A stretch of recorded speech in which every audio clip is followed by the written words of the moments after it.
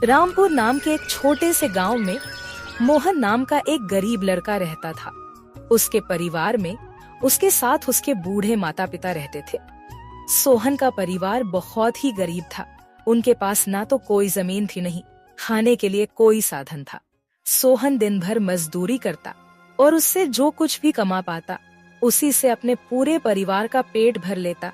यह देखकर सोहन के माता पिता बहुत दुखी होते।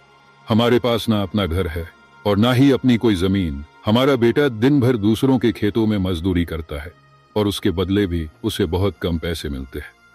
हम दोनों अपने बेटे पर बोझ बन रहे। परेशान मत हो रीमा, हमारा बेटा बहुत मेहनती है, भगवान सब देख रहा है। सोहन ने कभी किसी के साथ गलत नहीं किया, वह ईमानदारी से मेहनत करता है। उसने बचपन से बहुत परेशानियां देखी हैं, पर उसने कभी हार नहीं मानी। एक दिन हमारा बेटा भी बहुत धन कमाएगा और उसकी सारी परेशानियां दूर हो जाएंगी। सोहन हमेशा सोचता था कि आज भले ही उसकी किस्मत उसका साथ ना दे रही हो, पर उसे यकीन था कि अगर वह मेहनत करता रहेगा तो एक दिन उसका भाग्य भी बदलेगा और उसकी सारी परेशानियां खत्म हो जाएंगी। एक दिन सोहन लालाराम जमींदार के खेत पर काम कर रहा था। लालाराम पास के एक पेड़ के नीचे बैठा था। सोहन अपने काम में लगा हुआ था। तभी उसने देखा कि लालाराम बहुत ही उदास है और गहरी चिंता में डूबा हुआ है।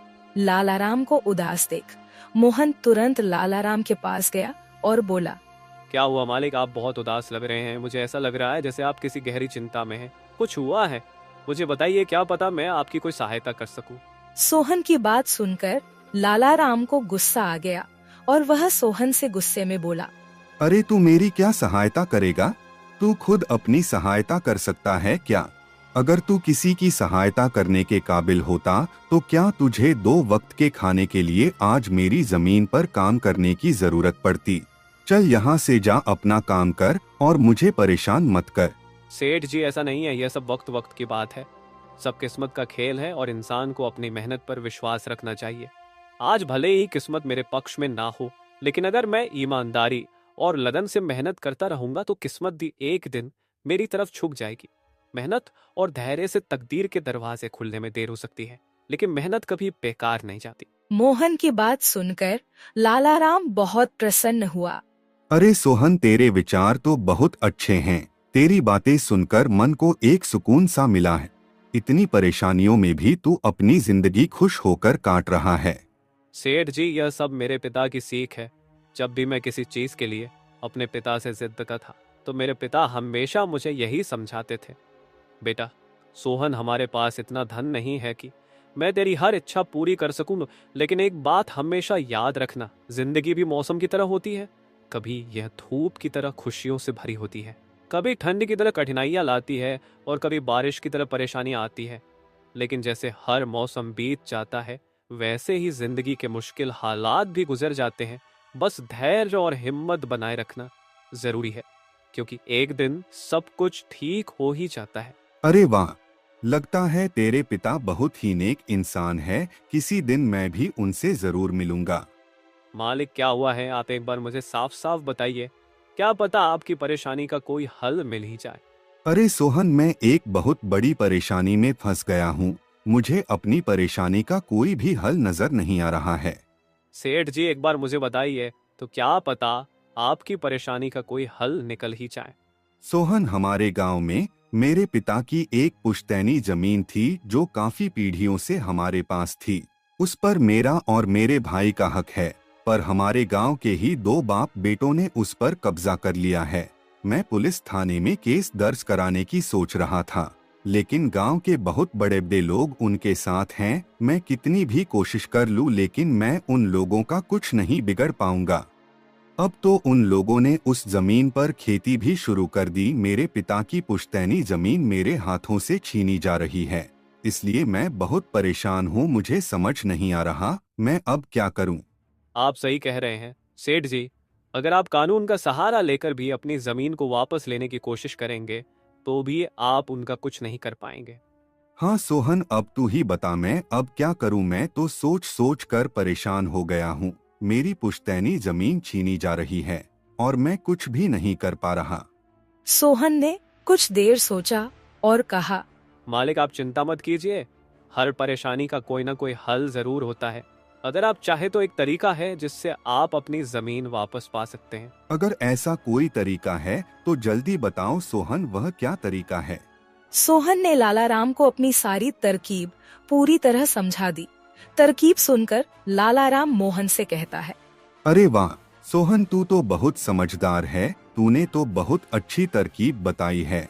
ऐसे तो मेरी जमीन मुझे जरूर मिल जाएगी, मैं तुझसे वादा करता हूँ। अगर तेरी यह योजना सफल हुई तो मैं अपनी जमीन का एक हिस्सा तेरे नाम कर दूंगा। अरे मालिक, आप ऐसा क्यों कह रहे हैं? आप मेरे मालिक हैं, आपकी वजह से मुझे अपने घर के लिए 2 वक्त का खाना मिल जाता है। आपकी मदद करना तो मेरा फर्ज है, मुझे आपकी जमीन नहीं चाहिए, ठीक है? सोहन तुम बहुत नेक इंसान हो, कल से तुम इस काम पर लग जाओ। सोहन फिर से खेत में अपने काम पर लग जाता है। अगले दिन सोहन जगत और विनोद नाम के उन बाप बेटों के पास पहुंच जाता है जिन्होंने लालाराम की जमीन पर कब्जा कर रखा था। नमस्कार सेठ जी, मैं यहाँ से गुजर रहा था तो पास के लोगों ने बताया कि आपके यहाँ काम के लिए मजदूर की जरूरत है। क्या आपके यहाँ मुझे भी कोई काम मिल सकता है? अरे अरे, कौन हो तुम? तुमसे किसने कह दिया कि यहाँ मजदूर की जरूरत है? यहाँ किसी मजदूर की जरूरत नहीं है। सेठ जी, मैं एक मजदूर हूँ, पास ही के गांव में रहता हूँ, काम की तलाश में इधर उधर भटक रहा हूँ। हर दिन कहीं ना कहीं काम मिल जाता है, बस उसी काम को करके अपना पेट पालता हूँ। कभी खेती कर लेता हूँ तो कभी कोई मजदूरी। यह तो ठीक है, पर हमारे यहाँ फिलहाल कोई काम नहीं है। सेठ जी, मैंने तो सुना है कि आप लोग इस गांव के सबसे बड़े जमींदार हैं। आपके पास बहुत सारी जमीन है, इसलिए आपके यहाँ हमेशा मजदूरों की जरूरत रहती है। इसलिए मुझे लगा कि यहाँ मुझे कोई ना कोई काम जरूर मिल जाएगा। अरे भाई, मैंने कहा ना, यहाँ किसी भी मजदूर की जरूरत नहीं है। इसका मतलब लालाराम सेठ आपके बारे में सही कह रहे थे? लालाराम ने हमारे बारे में क्या कहा? अरे कुछ नहीं सेठ जी, चलिए तो मैं चलता हूँ। सेठ जी, आपके यहाँ तो कोई काम नहीं है, मैं अपने लिए कहीं और कोई काम देख लेता हूँ। सोहन वहाँ से जाने लगता है। तभी जगत विनोद ने सोहन को रोककर यह पता लगाने के लिए बोलता है कि लालाराम ने सोहन को उन लोगों के बारे में क्या बताया है। अरे भाई, इधर आओ, शायद तुम्हारे लिए हमारे पास एक काम है। सोहन तुरंत उनके पास चला गया और बोला, धन्यवाद सेठ जी, बताइए क्या काम है? आप जो भी काम बोलेंगे मैं हर काम करने के लिए तैयार हूँ। आखिर बूढ़े माँ बाप का पेट पालना है। अरे सब्र रखो, काम तो हम तुम्हें बता ही देंगे। पहले यह बताओ कि लालाराम हमारे बारे में क्या कह रहा था। सेठ जी, मैं पहले लालाराम सेठ के यहाँ काम करता था, पर वह बहुत ही कंजूस और बदतमीज आदमी है। मैं उनकी यहाँ दिन रात मेहनत करता, पर इतनी मेहनत करने के बाद भी वो मेरी सही मजदूरी नहीं देता था। इस बात पर कल मेरी उससे बहस हो गई थी। फिर क्या हुआ? लालाराम ने हमारे बारे में क्या कहा? जब मेरी सेठ लालाराम से बहस हो रही थी तब उसने ने मुझे कहा कि पूरे गांव में उनसे ज्यादा मजदूरी कोई नहीं दे रहा। तो मैंने गुस्से में कह दिया कि गांव के सबसे बड़े जमींदार जगत सेठ और विनोद सेठ सबसे अच्छी मजदूरी देते हैं, इसलिए उनके यहाँ हमेशा काम करने वालों की भीड़ रहती है। हाँ भाई, बिल्कुल सही कहा था। आखिर हम गांव के सबसे बड़े जमींदार हैं। हमारा फर्ज है कि जो भी मजदूर हमारे यहाँ काम करता है उसे उसकी मेहनत के हिसाब से सही मजदूरी मिले। वाह सेठ जी, आपने बहुत अच्छी बात कही। लालाराम सेठ कभी भी आपकी बराबरी नहीं कर सकता, वह तो शायद आपके जितना भी नहीं सोच सकता। जगत और विनोद सोहन की चापलूसी भरी बातों में आ जाते हैं और उसे अपने यहाँ काम पर रख लेते हैं। चलो अब काम की बात करते हैं। तुम एक अच्छे इंसान लगते हो। हमें अपने खेत पर काम करने के लिए तुम्हारे जैसे ही एक मजदूर की जरूरत है। कल से ही काम पर आ जाना। कुछ दिन ऐसे ही बीत गए। एक दिन जगत अपने बेटे विनोद से बोला, विनोद बेटा, यह सोहन तो बहुत मेहनती है। यह अकेले ही 4 लोगों का काम कर देता है। अच्छा हुआ कि हमने इसे रोक लिया। हाँ पिताजी, आप सही कह रहे हो। सोहन बहुत मेहनती है, इसके जितना काम शायद ही कोई और करता होगा। ये पूरा दिन यहाँ काम पर अकेला लगा रहता है। सोहन की मेहनत ने जगत और विनोद का दिल जीत लिया। कुछ दिन और बीत गए। एक शाम जगत और विनोद अपने खेतों का दौरा कर रहे थे। जब वे अपने खेत पर पहुँचे तो देखा कि सोहन इतने देर तक भी काम कर रहा था। सोहन भाई, अब तो रात होने वाली है, तुम इतनी देर तक काम क्यों कर रहे हो? अब घर जाओ और आराम कर लो। सेठ जी, हमारी किस्मत में आराम कहाँ है? घर पर बूढ़े माँ बाप है, काम नहीं करूंगा तो उनके लिए 2 वक्त का खाना कहाँ से जुटा पाऊंगा? घर पर बैठकर आराम करने से अच्छा है कि मैं काम करूं। इस तरह मेरा मन भी लगा रहता है। तुम बहुत मेहनती हो सोहन, आज का काम यहीं छोड़ दो और घर जाकर आराम करो। नहीं सेठ जी, इसकी कोई जरूरत नहीं है। मैं काम करने में खुश हूँ। आप लोग जाइए, मैं ठीक हूँ। ठीक है सोहन, फिर हम जाते हैं। जब तुम्हारा मन करे काम खत्म करके अपने घर चले जाना, ठीक है। इसके बाद जगत और विनोद खेत को सोहन के भरोसे छोड़कर चले गए। अगली सुबह जब विनोद और जगत अपने खेत पर लौटे तो देखा कि वहाँ पुलिस खड़ी है। पुलिस को देखकर दोनों दौड़ते हुए आए और पूछा, क्या हुआ थानेदार साहब, आप यहाँ क्या कर रहे हैं? क्या यह जमीन तुम दोनों की है? हाँ थानेदार साहब, यह जमीन हमारी है, हमारे पास इसके कागजात भी हैं। फिर तो तुम दोनों को ले जाकर जेल में डालना ही पड़ेगा। यह क्या कह रहे हैं थानेदार साहब, हम कुछ समझे नहीं, आप क्या कहना चाह रहे हैं? अभी तुम दोनों बहुत अच्छे से समझ जाओगे। वह देखो तुम्हारी जमीन से क्या निकला है। थानेदार के कहते ही दोनों बाप बेटे जब पलट कर देखते हैं तो वहाँ उनकी जमीन में एक लाश दबी हुई थी जिसमें सिर्फ कंकाल बचा था। यह देखकर दोनों बाप बेटे डर जाते हैं। थानेदार साहब, यह किसकी लाश है और यह हमारे खेत में कहाँ से आ गई? अब बहाने मत बनाओ, पहले लोगों को मारो फिर उन्हें अपनी जमीन में गाड़ दो और अब कह रहे हो कि यह क्या है? नहीं थानेदार साहब, हमें नहीं पता कि यह सब क्या है। यह लाश यहाँ कैसे आई, हमें कुछ नहीं पता। अब झूठ मत बोलो, अगर फांसी नहीं हुई तो कम से कम तुम दोनों को उम्र कैद की सजा तो जरूर मिलेगी। फांसी और उम्र कैद की बात सुनकर दोनों बाप बेटे डर गए और थानेदार के सामने गिड़गिड़ाने लगे। थानेदार साहब, हम इस लाश के बारे में कुछ नहीं जानते। हमें नहीं पता यह लाश किसकी है और इसे यहाँ कौन गाड़ कर चला गया। इस मामले से बचने के लिए दोनों ने कुछ तरकीब सोचनी शुरू की। तभी सोहन वहाँ आ जाता है। अरे सेठ जी, यह पुलिस यहाँ क्यों आई है? क्या हुआ है? सोहन देखो, पता नहीं कहाँ से हमारी जमीन में यह कंकाल आ गया है। मालिक, यह कंकाल यहाँ कहाँ से आ गया? ये तो बहुत गंभीर बात है। हाँ सोहन, पता नहीं यह कंकाल यहाँ कहाँ से आया है और थानेदार साहब को लगता है कि इसे हमने यहाँ मारकर गाड़ा है। अब तू ही कोई उपाय सोच जिससे हम इस परेशानी से बच सके। तीनों को आपस में खुसर फसर करते देख थानेदार ने कहा, अब कोई तरकीब मत बनाओ, तुम दोनों बाप बेटों में से कोई एक तो जरूर जेल जाएगा।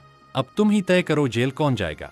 थानेदार साहब, थोड़ा सा समय दीजिए, हम तय कर ले कि जेल कौन जाएगा। मैं बस 5 मिनट देता हूँ, जल्दी से फैसला करो कौन जाएगा जेल। सोहन, जगत और विनोद थोड़ी दूरी पर जाकर बात करने लगे। देखो मालिक, दोनों के फंसने से अच्छा है कि कोई एक फंसे। अब सोचिए कौन जाएगा। हम दोनों में से कोई भी जेल नहीं जाना चाहता। सोहन भाई, कोई उपाय सोचो जिससे हम दोनों इस मुसीबत से बच सके। मालिक, एक बात कहूँ, इस कंकाल को देखकर ऐसा लगता है कि इसे काफी महीने पहले जमीन में दबाया गया होगा। जगत फांसी की बात सुनकर पहले ही डर गया था और सोहन की बात सुनते ही उसने फटाफट पूरी कहानी सोहन को बता दी। देखो सोहन भाई, सच कहूँ तो यह जमीन हमने कुछ महीने पहले ही लालाराम से हड़प ली थी। विनोद की बात सुनकर मोहन ऐसा दिखाने लगा जैसे उसे कुछ पता ही ना हो। क्या क्या कहा मालिक आपने? ये जमीन हड़पी थी, मुझे कुछ समझ नहीं आ रहा, जरा साफ साफ बताइए। जगत ने जमीन हड़पने की पूरी कहानी सोहन को बताई। पूरी कहानी सुनने के बाद सोहन ने कहा, मालिक, मेरे पास एक तरकीब है जिससे सांप भी मर जाएगा और लायत ही भी नहीं टूटेगी। जल्दी बताओ सोहन भाई, क्या तरकीब है? तरकीब बताने से पहले मुझे यह बताइए कि आप लोगों के लिए क्या ज्यादा जरूरी है, यह जमीन या आप दोनों की जान? सोहन, इसमें पूछने वाली कौन सी बात है? हमारे लिए जमीन से ज्यादा हमारी जान प्यारी है। तो एक काम कीजिए मालिक, आप सबसे पहले जाकर थाने आर को बताइए कि यह जमीन सेठ लालाराम की है। आप उनसे बोलिए कि हमने तो कुछ महीने पहले ही यह जमीन बस काम करने के लिए उनसे ली थी, बाकी का काम मैं संभाल लूंगा। अरे सोहन, लेकिन इससे तो हमारी जमीन हमसे छिन जाएगी, फिर क्या होगा? नहीं मालिक, शायद आप मेरी तरकीब समझ नहीं पाए। जब आप थानेदार को बताएंगे कि यह जमीन सेठ लालाराम की है तो पुलिस किसे गिरफ्तार करेगी? सेठ लालाराम को। और जब लालाराम जेल चला जाएगा तब आप लोग फिर से जमीन पर कब्जा कर सकते हैं। इससे आप लोग भी जेल जाने से बच जाओगे और जमीन भी आपके ही के पास रहेगी। सोहन की तरकीब सुनकर दोनों बाप बेटे दंग रह गए। वाह सोहन भाई, तुम तो बहुत होशियार हो। आज तक तुमने हमें अपने काम से खुश किया था, अब तुम्हारी बुद्धि हमारी जान भी बचाएगी। इसके बाद तीनों थानेदार के पास गए और मोहन ने जो कुछ कहा था वही बात दोनों बाप बेटे थानेदार से कहने लगे। थानेदार साहब, यह जमीन हमारी नहीं है। हमने कुछ महीने पहले ही काम करने के लिए यह खेत लालाराम सेठ से लिया था। वह जब खुद फंस गए हो तो अब किसी और को फंसाकर अपनी जान बचाना चाहते हो ना? साहब, अगर आपको हमारी बात पर यकीन नहीं हो रहा तो आप सोहन से पूछ लीजिए। वह हमारे साथ बस कुछ दिनों से ही काम कर रहा है। इससे पहले वह सेठ लालाराम के यहाँ काम करता था। बोलो सोहन, यह जमीन किसकी है? थानेदार साहब, ये जमीन सेठ लालाराम की है। जगत सेठ और विनोद सेठ ने तो बस कुछ समय से इस जमीन पर खेती कराना शुरू किया है। सोहन की बात सुनकर थानेदार ने सोहन से कहा, सेठ लालाराम को बुलाने के लिए कहो। सोहन, तुम एक काम करो, जाओ और सेठ लालाराम को बुलाकर लेकर आओ। सोहन तुरंत जाकर सेठ लालाराम को बुला लेता है, परंतु लालाराम अपने साथ गांव के सरपंच को भी अपने साथ ले आता है। यहाँ क्या हो रहा है? यहाँ इतने लोग क्यों जमा है? देखिए सरपंच जी, इन दोनों की जमीन से एक कंकाल निकला है और अब यह लोग कह रहे हैं कि यह जमीन इनकी नहीं है बल्कि सेठ लालाराम की है। थानेदार ने सरपंच जी को पूरी कहानी सुना दी। अपने आप को फंसा देख जगत ने सरपंच से कहा, नहीं सरपंच जी, यह जमीन हमारी नहीं है। हम यहाँ बस कुछ समय से काम कर रहे हैं। आप हमारे मजदूर मोहन से पूछ लीजिए। हाँ थानेदार साहब, यह जमीन सेठ लालाराम की है। मैं कैसे मान लूं कि यह जमीन लालाराम की है? हमारे यहाँ का थानेदार तो कह रहा था कि इस जमीन पर कोई केस चल रहा है और इस जमीन पर तुम्हारा कब्जा था, और अब तुम कह रहे हो कि यह जमीन लालाराम की है। नहीं साहब, हमने लालाराम के साथ धोखा किया था। हम बस इस जमीन को हड़पना चाह रहे थे, लेकिन अब हमें यह जमीन नहीं चाहिए। अगर आप चाहें तो हम केस भी वापस ले लेंगे। थानेदार साहब, आप जाइए, बाकी का काम अब हम संभाल लेंगे। सरपंच के कहने पर थानेदार वहां से चला जाता है। सरपंच ने लालाराम से कहा, अब बताओ, यह कंकाल यहाँ कैसे आया? तुमने किसे मारकर यहाँ गाड़ा है? अरे साहब, यह तो नकली कंकाल है। इन दोनों ने मिलकर मेरी जमीन हड़प ली। मैंने और मोहन ने मिलकर यह तरकीब सोची थी ताकि इन दोनों से सच निकलवा सकें।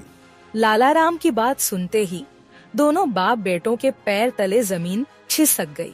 यह हम दोनों की साजिश थी, इन लोगों के मुंह से सच निकलवाने के लिए। सोहन को इस योजना में शामिल देखकर दोनों बाप बेटों को समझ आ गया कि यह सब सेठ लालाराम और मोहन की मिली भगत थी।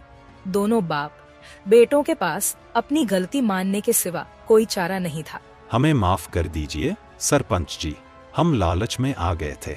हमें माफ कर दीजिए। हम आज के बाद यह गलती कभी नहीं करेंगे और यह जमीन भी सेठ लालाराम को वापस दे देंगे। जगत और विनोद दोनों सरपंच और सेठ लालाराम से माफी मांगने लगे। दोनों को इतना गिड़गिड़ा देख लालाराम ने उन्हें माफ कर दिया। सरपंच ने भी उन्हें जेल नहीं भेजा और सेठ लालाराम ने अपना केस वापस ले लिया। लालाराम के केस वापस लेने के बाद सरपंच जी भी वहां से चले जाते हैं। धन्यवाद सेठ लालाराम जी, आपने हमें माफ कर दिया। आज के बाद हम ऐसी गलती कभी नहीं करेंगे। ठीक है जगत, कोई बात नहीं, मैंने तुम्हें माफ किया। बस याद रखना कि एक जमीन के टुकड़े के लिए तुम अपनों के साथ कभी गलत नहीं करना। बुरे समय में तुम्हारे अपने ही तुम्हारे साथ खड़े होंगे। जमीन का क्या है, कभी मेरी तो कभी तुम्हारी। आखिर में सेठ लालाराम ने सोहन को जमीन का एक हिस्सा दे दिया और उसे जमीन का मालिक बना दिया। सोहन, जैसा कि मैंने वादा किया था, जिस जमीन पर तुम काम कर रहे थे, आज से वह जमीन तुम्हारी है और अब तुम उसके मालिक हो। नहीं मालिक, इसकी कोई जरूरत नहीं है। याद करो सोहन, तुमने मुझसे क्या कहा था? बस मेहनत करते रहो, एक दिन तकदीर का दरवाजा जरूर खुलेगा। तो समझो तुम्हारी तकदीर का दरवाजा खुल चुका है और अब तुम भी जमीन के मालिक हो। अब से तुम्हें किसी और के यहाँ काम करने की जरूरत नहीं पड़ेगी। इस तरह मोहन ने अपनी मेहनत और बुद्धि से सेठ लालाराम को उसकी जमीन वापस दिलाई और दोनों ठगी करने वाले बाप बेटों को भी सबक सिखाया। इस तरह मोहन ने अपनी मेहनत और चतुराई की मदद से अपनी फूटी किस्मत बदल दी और अब वह भी एक बड़ी जमीन का मालिक बन गया था।